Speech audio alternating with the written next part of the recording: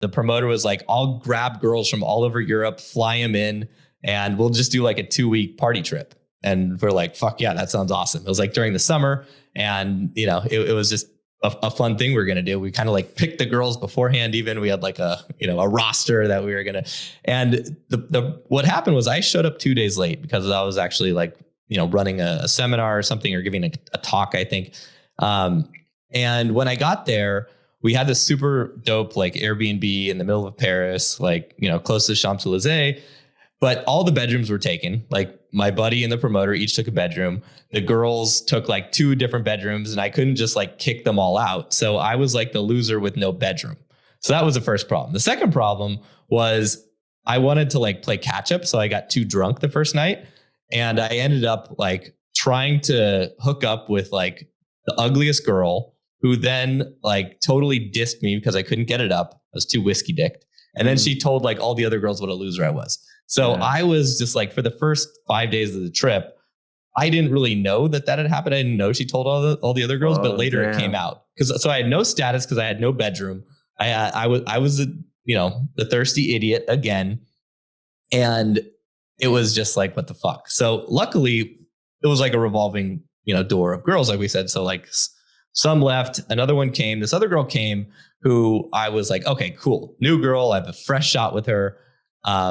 And so her and I thought we were hitting it off. We'd be like walking arm in arm during the day, during the city. Like she wouldn't really hold my hand, but she'd like interlace her like elbows, if that makes sense. Right.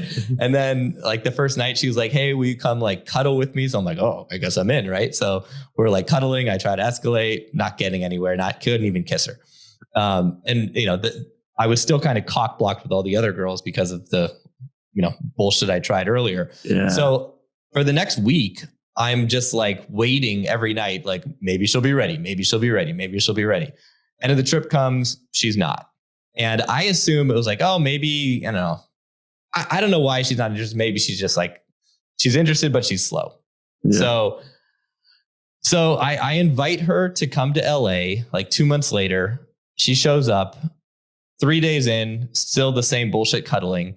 And then I got an invite from another promoter. He's like, come out to the bar, bring that girl. And I'm like, this is bullshit. Cause I know this guy was like a total shark. Yeah. This guy hooked up with every girl he could. Like he'd steal girls from everybody. I'm like, dude, I'm not going. You're just going to try to like steal this girl from me. He's like, dude, no, I'm coming. I'm like, I'm coming with my girlfriend. We're like monogamous now. Like just come out.